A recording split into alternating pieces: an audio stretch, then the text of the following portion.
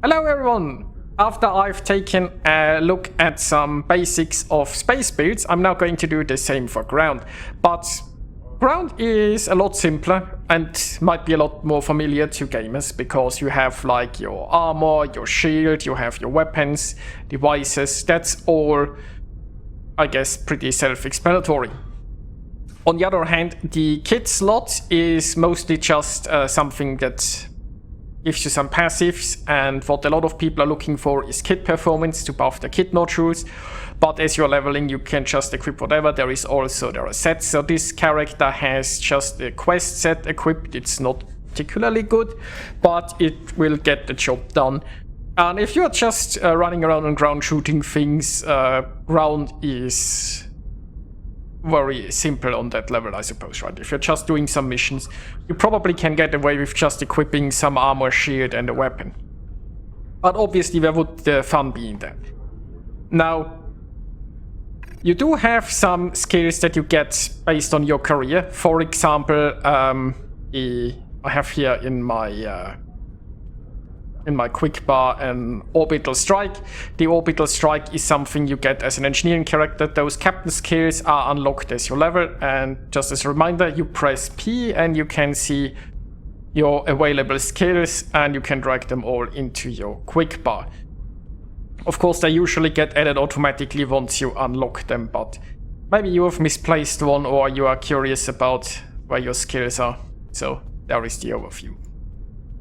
Now, the kit modules are the skills that you can equip where you have choice over what you want. And there are some career-specific skills, like for example, this is an engineering kit module, Chroniton Mine Barrier. And this would be an universal module. This is something that everybody can equip, which is a plasma feedback cascade. And you can get skills from quests. There are actually quite a few universal modules, I think, that you can get from quests as you just play through the story. There are also some you can get from lockboxes or buy in exchange. There are also some you can get from events, like the winter and the summer events have a store. And the winter event is actually coming up soon. And in the winter event you can get a full set with a weapon, a shield, an armor and a kit, which is not that bad. So that's something you could consider farming once the winter event comes around. Now, in order to equip one of those modules, it's pretty easy. You just drag them in there. If it's not bound yet, it will ask you if you want to. Like most of those modules are account bound. Ones from the quests are character bound. So you could even trade them with another character on your account through the how's it called? The account bank. And yeah, once you have them equipped there, then you can have them on your quick bar and use them in combat. So far pretty simple. If you want more modules, there is a store here like oh no, wait, this is the commodity broker. I'm at the wrong store.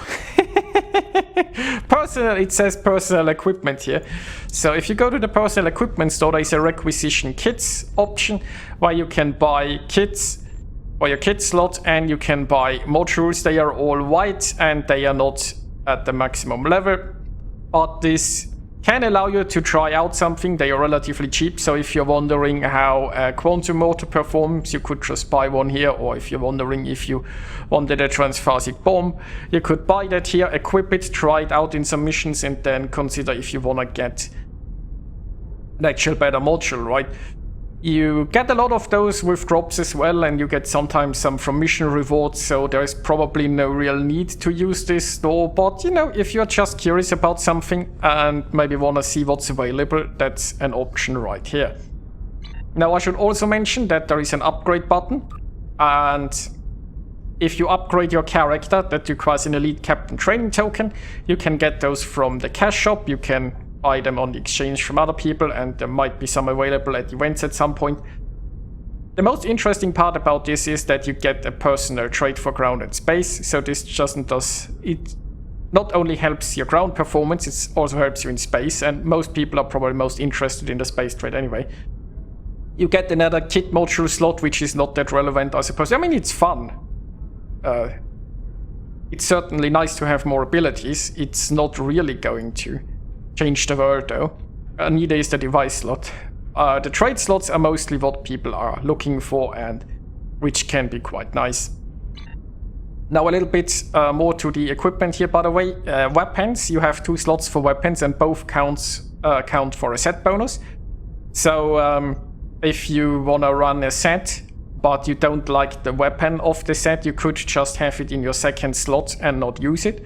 Of course, maybe you want to use 2 weapons, maybe you want a melee weapon and a ranged weapon.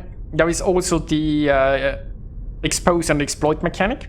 So there are some weapons that can expose a target, and then it has like sort of a target on it, right? And then you can use an exploit attack, and that will deal massive damage. So you could have like 1 exploit weapon and 1 expose weapon, right? This, for example, you can see here the compressed cryo arc wave has an expose attack, and this split beam rifle has an exploit attack, right? Now, aside from that, what you can also mention is the EV suit. An environmental suit is needed for some missions. If you don't have one equipped, I think there is a basic one that you sort of get in a... Like, I think these days, you don't have to worry too much about this. But if you have an EV suit, you can drag it in there. The most notable part is if you wear your EV suit, your armor bonuses don't count, right? So as you can see, this was a 3-piece set, and now that I've switched to the EV suit, I only get 2 pieces. It hasn't really grayed out the armor, but it says part of the set 2 out of 3. And yeah, you essentially lose that 3rd set bonus. Not the most important thing, as I said, like environmental suits are more of a special thing for certain missions, but still maybe handy to know. Now the other part I should mention is about bridge officers. I've already touched on them in my space video. Here it's the standard away team that you can select. Those are the people that usually beam down with you. And technically you can also upgrade your bridge officers, but that's a very luxurious thing that's usually not needed. They would get a kit module slot, and they would get a ground trade and so on. But yeah, like if you have the resources, go for it, but this is not something that is all that relevant.